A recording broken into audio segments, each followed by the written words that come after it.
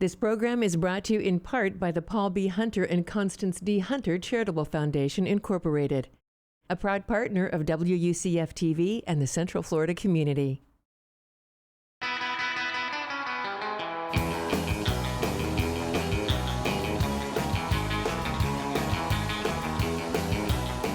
Welcome to a journey through history. This is Central Florida Road Trip. Hello everyone, welcome to this episode of Central Florida Road Trip. I'm your host, Dr. Phil Hoffman. You know, Central Florida is well known as a tourist hub throughout the world for Universal, SeaWorld, and Disney. Well, today, we're going to take a stroll down memory lane as we celebrate the attractions that have come and gone through the years that paved the way for the tourism attractions of today. In the early 1920s, there were two local businessmen. Their last names were Ray and Davidson. In 1924, they purchased the property around Silver Springs and launched Silver Springs as strictly a tourist destination. They figured out pretty quickly that people coming down to Florida from up north, and even the local folks, were awestruck by the beauty of the springs because it's crystal clear water. It literally drew people from all over the eastern United States to Ocala on vacation. Silver Springs was an extremely successful and popular tourist destination for a few different reasons. I think first and foremost, it is a phenomenal natural attraction. It's a massive, massive freshwater spring with lots of fish and turtles and birds, and it's like looking into a huge aquarium. So you have glass-bottom boats. That's completely novel for most of the country. 50, 60 years ago, riding a boat and seeing an alligator and having some ice cream, that was a banner day. I mean, that was something you would talk about all year. The famous glass-bottom boats of Florida's Silver Springs move up and down the Silver River, circling the giant springs and giving thousands of visitors the thrill of a lifetime. Ray and Davidson promoted Silver Springs all over the United States. Back in the old days, when everyone came to Florida once a year for vacation, you went to Silver Springs. It was one of the primary attractions in the East. It was on par with Niagara Falls. Some of the earliest underwater photography was developed at Silver Springs. The staff photographer at the time, Bruce Mozart, and he developed underwater camera boxes where he would put his cameras in the boxes and movie cameras as well, take them underwater and do underwater photography. And it started with him promoting Silver Springs with these underwater photographs. And the film industry saw this and they began coming to Silver Springs to shoot movie films and some TV production films.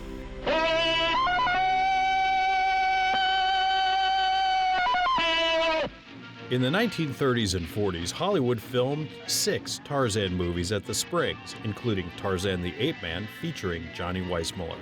In 1954, Creature from the Black Lagoon was also shot there, and in the 1960s, the TV series Sea Hunt, starring Lloyd Bridges, was filmed at Silver Springs.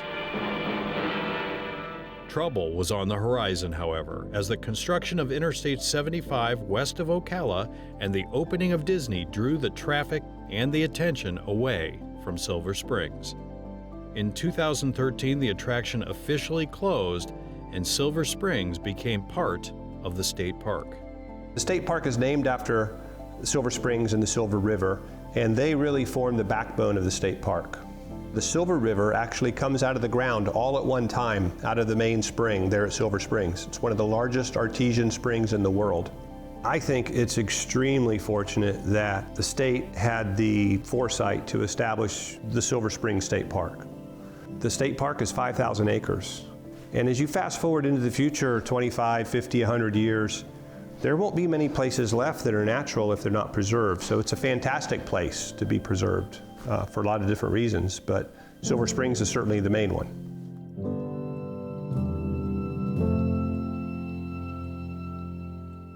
A little-known attraction, Paradise Park, was actually part of Silver Springs. Paradise Park was the alternative to Silver Springs attraction. Silver Springs attraction basically had all minority workers at Silver Springs, but those same workers could not go to Silver Springs. Therefore, Paradise Park was developed for them and their families. Ray and Davidson were the owners of Silver Springs.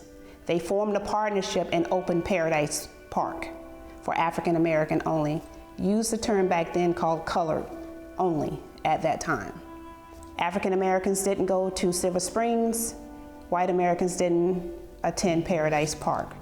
But they essentially had basically some of the same amenities. Paradise Park offered glass-bottom boat rides, picnic areas, and a beach for swimming. In fact, churches even used the park for baptisms. And every Labor Day, the local American Legion post held a beauty pageant at the park.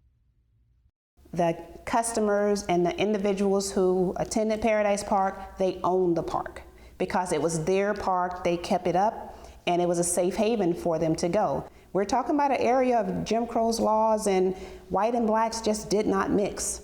So Paradise Park was a spot for many African Americans, not just from here in Ocala, all over the states. We had hundreds of thousands of visitors at Paradise Park.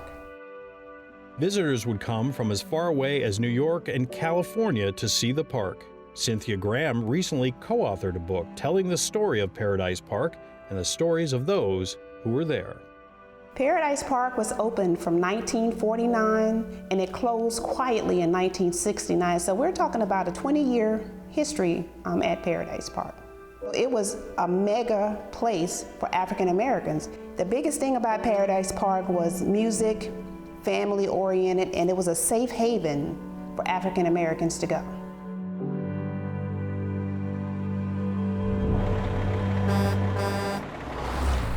Ocala was also home to another very popular stop for tourists. In fact, if you were there was no way you were leaving without a stop at Six Gun Territory.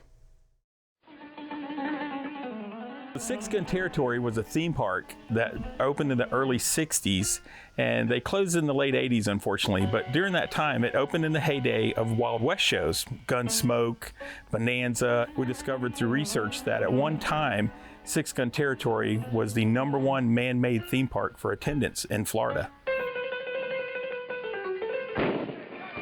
Actually, you just witnessed one of the highlights of Florida's most entertaining, fun-filled attractions. Six Gun Territory, where you become part of the old frontier. Six Gun Territory embodied the Old West spirit, the spirit of America. All aboard! When you step back and walk through this train station and the whole town opened up to you, it was like walking back in time. I was a gunfighter there in 1969 through 72. I continued to learn at Six Gun Territory to do the very best job that I could do with everything that I laid my hand to, and that certainly included the performances at Six Gun Territory. It was all about the show and doing the best show possible for the fans. The memories and excitement that Six Gun Territory brings to today, 2019, it's really amazing. We decided to do a Wild West weekend. You know, Kirby Family Farm out here is a nonprofit children's organization.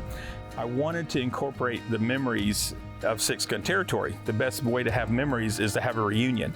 But what was really amazing, starting with our very first reunion and event, is the amount of people that had those same memories just like me. We were all overwhelmed. This is definitely not just a few folks that come hang out. It has turned into what some call, that in the reenactment groups that do Wild West weekends and things, one of the biggest Wild West reenactments in the Southeast. We have thousands of people come through the gate at every one of those events, and we have 200 to 250 performers. Actual performers that perform in the gunfights, can-can shows, on the train, in the train robberies, in the Indian Village, every event that we have here at Kirby Family Farm. The original gunfighters come out and do the original scripts that they did in the actual streets of Six Gun, which is awesome. One of the most interesting pieces we have from the original Six Gun Park is the original train station. Amazingly, that was the only structure that wasn't destroyed when they bulldozed and turned what was Six Gun is now a subdivision and shopping center. And it's being completely restored to original as possible. The state of Florida has already talked with us about they want to officially designate it, as a historic building. It's a very important part of Florida history, but not only the history of Florida, but the Florida tourism history, which is a pretty important thing to us here in our state. So we also have one of the 4 locomotives. There were 4 locomotives at the park. We were fortunate enough to acquire Sam Houston. We're going to put it on display. We've got some dreams and possibilities of restoring it to operational, but it does need a full, refurbishment.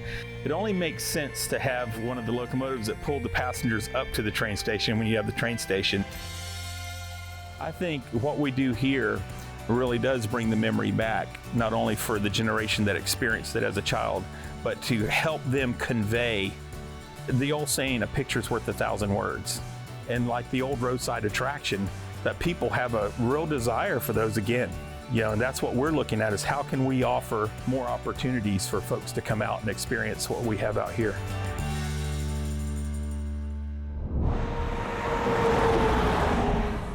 About 100 miles south on US 27 was a park that billed itself as Florida's first commercial theme park. And in fact, back in those days, if you visited Florida, there was no way you would miss Cypress Gardens. 45 million people came to this community to see Cypress Gardens. That's amazing. The legacy of the gardens, I think, is a tremendous appreciation for tourism and the visitor. Mr. Pope never referred to winter visitors as snowbirds. He felt that was not respectful of what they were bringing to this community. When Mr. Pope put the gardens together, he worked with a local photographer named Robert Dahlgren. Robert Dahlgren was a master photographer. Mr. Dahlgren went to the park and walked the park with Mr. Pope and told him how to plant the bushes and where to plant the bushes and flowers so that you couldn't take a bad picture.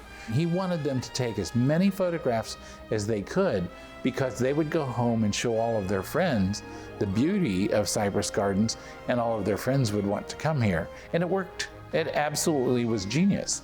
I believe it was in the mid-1950s. There was more Kodak film sold at Cypress Gardens than any other location in the world.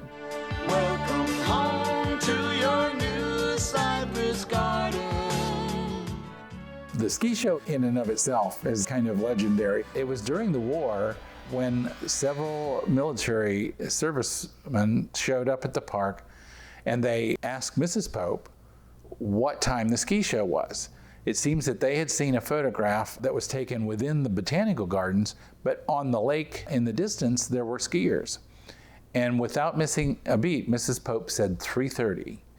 Well, there wasn't a ski show at the time, and Mrs. Pope got on the phone, called the high school, and asked that her daughter, her son, and their friends that normally ski together, and the boat driver, be released early. And she brought them to the park and had them put on some sort of a ski show at 3:30 that afternoon. And that was the forerunner of what became one of the longest running productions in history in terms of that ski show. Of course, it grew into 4 times a day, and it was populated by some of the most amazingly talented athletes.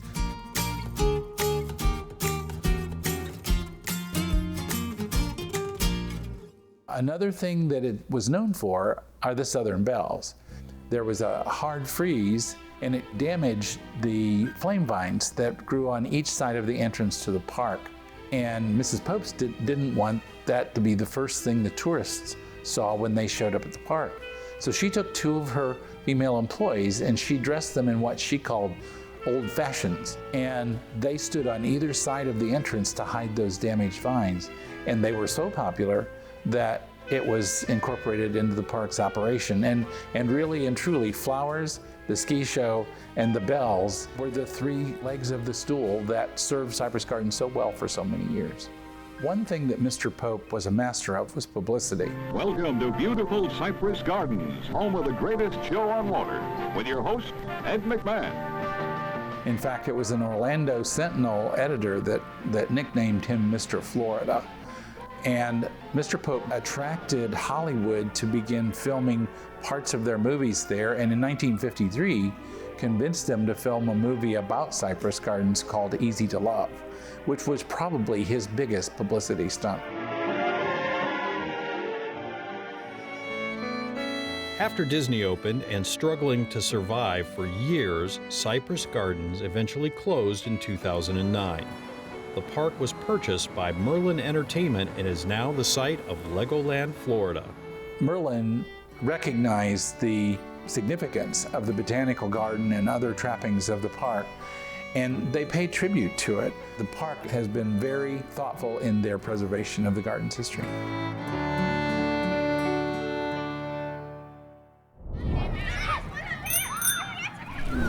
In 1974, at the intersection of I-4 and US 27, the circus came to town.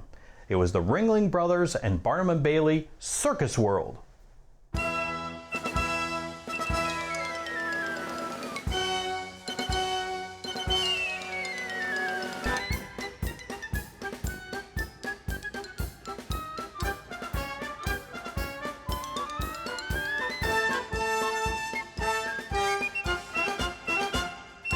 Circus World was like, picture Walt Disney World or Disneyland, but all circus themed.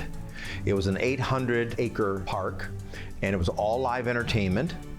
And you had magic, you had circus, you had audience participation where people could get up on a high wire and a trapeze and fly themselves.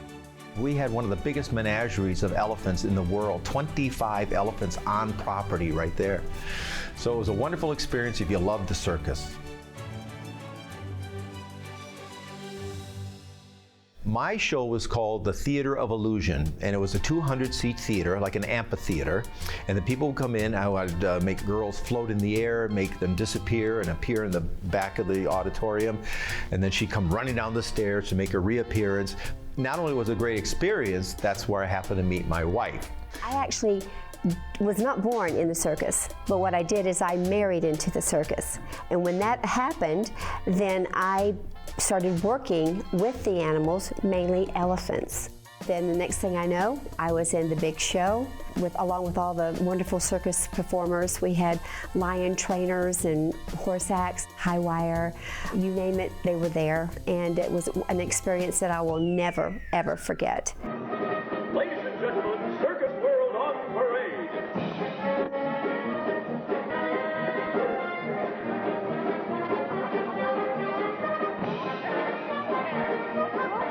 Some people lived on the property. The circus performers actually lived on the property. In the backyard, we didn't have just dogs and things like that. We had like 25 elephants hanging out in the backyard. To try to compete a little bit with the other theme parks, not Disney World, nobody competes with Disney World, but they said we either have to invest money in it and make it larger, or we can't continue with a small park as it is. So they kept making it bigger and bigger and bigger. In 12 years, they had 4 different expansions, but they never seemed to make a lot of money. And remember, back then the tickets were only maybe $6 for the entire day. It's sad to go by there now, where Circus World used to be on I-27 and I-4, because now it's a shopping plaza called Posner Park. And so when you go by there, you're still envisioning a big circus tent and all the rides and everything, and you have a lot of memories there. And then you see, you know, a shopping area, and it's kind of sad. I'll never forget Circus World. You know, they say you have the sawdust in your blood. You don't have blood, you have sawdust, and that's absolutely true. And I will never forget it. It's one of the highlights of my entire life, and the memories will carry on forever.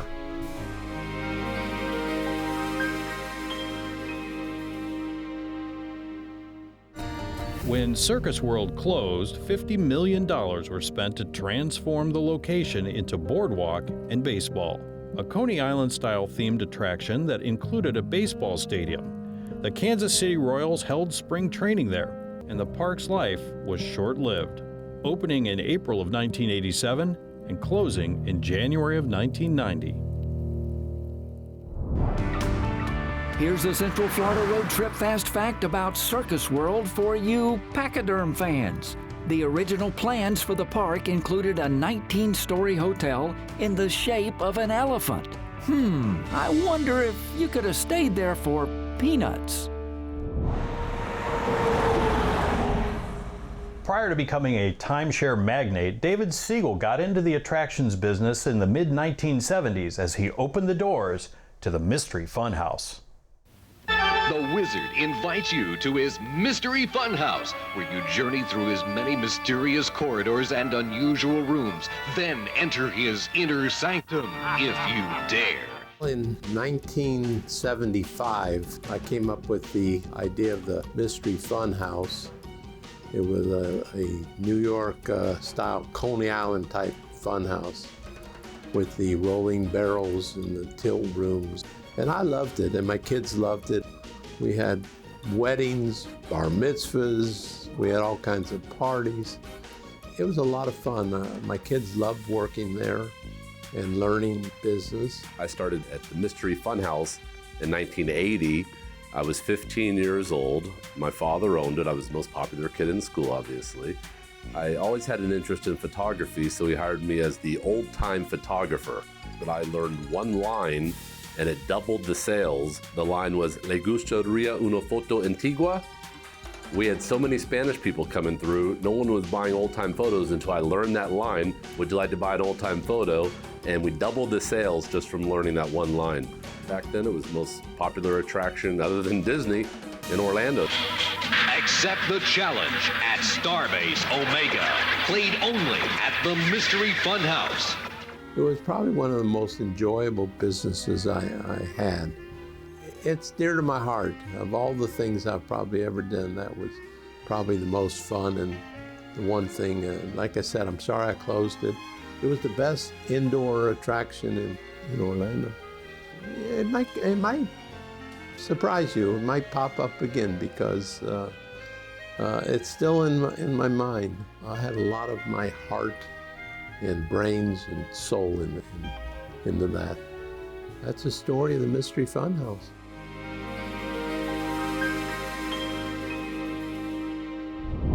Mystery Fun House had a great location just across Kirkman Road from the entrance to Universal. And in 1993, another short-lived attraction opened up just west of the Disney entrance. Welcome to an ancient land of wonderful charm and culture. Come, begin a journey back into 5,000 years of mystery. Splendid China, the unforgettable journey. Splendid China was formally opened here in 1993, though that was being built over several years. It was run and operated by the Chinese government, and it was a 75-acre park that actually had around 60 different replicas of different sites from China at a 1/10 scale. So people could actually go to this theme park and visit essentially a miniature version of China. We have a couple of artifacts here that are from Splendid China. Like you see this parasol on the right would have actually been more of like a tourist thing that you could buy. However, this terracotta warrior miniature, at again 1/10 scale, is actually a part of the park. And these are just a couple of really great examples that give you the flavor of what Splendid China was like. The park cost $100 million to build, but was only open for 10 years, closing in 2003. That site is now the site of the new Margaritaville Resort. Wet and Wild Water Park opened in 1977, and it was a perfect fit for the hot Florida weather. The park continued to grow in size and in popularity, and in fact, it was the most attended water park in the U.S. until 1999, when Disney's Typhoon Lagoon and Blizzard Beach surpassed it. In 2013, the park was purchased by Universal Orlando and then closed at the end of 2016 to be replaced by Universal's Volcano Bay. In 1975, the Stars Hall of Fame opened near SeaWorld. Built at a cost of some $6 million, the Wax Museum boasted 200 wax figures, posed in more than 100 different scenes. The spotlights only lasted for about 9 years for the Stars Hall of Fame, with the doors closing in 1984. Back in the late 1940s, another short-lived park called Bongoland opened in Port Orange in southern Volusia County. It was built on land that is part of the historic Dunlawton Sugar Mill. The park was named after a large baboon housed at the park, but the theme of Bongoland was actually prehistoric creatures. Dinosaurs like the Tyrannosaurus Rex were created out of chicken wire and concrete and spread throughout the park. Bongoland only lasted about 4 years and closed due to lack of public interest. Interestingly, though, 5 of those dinosaurs still remain in the wooded areas of the Dunlawton Plantation.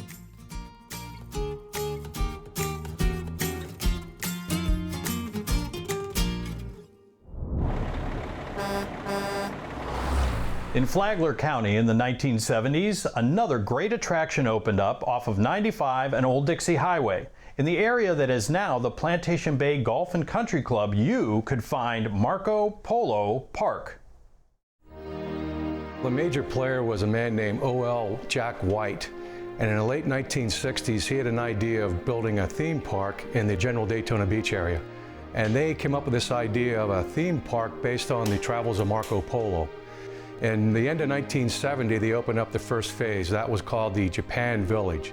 A year and a half later, in 1972, the phase 2 finished, and that included the Turkey, India, China, and Venice sections of the park. And they were all connected together by a small gauge railroad train that took people around the park. And each section had its own theme, its own restaurants, its own set of rides. The $12 million investment, however, was short-lived, lasting less than 6 years. There were several economic issues at the time. In the early 1970s, there was an oil embargo. The price of gas went sky high. That limited families into how much they were driving. There was too many traffic issues getting on and off I-95. And then, of course, the competition with Disney World really was the final nail in the coffin that led to the demise of the park. Thanks for being with us today here on Central Florida Road Trip. I'm your host, Dr. Phil Hoffman. Make sure to join us next time as we continue to explore the rich history that surrounds us all every day right here in Central Florida.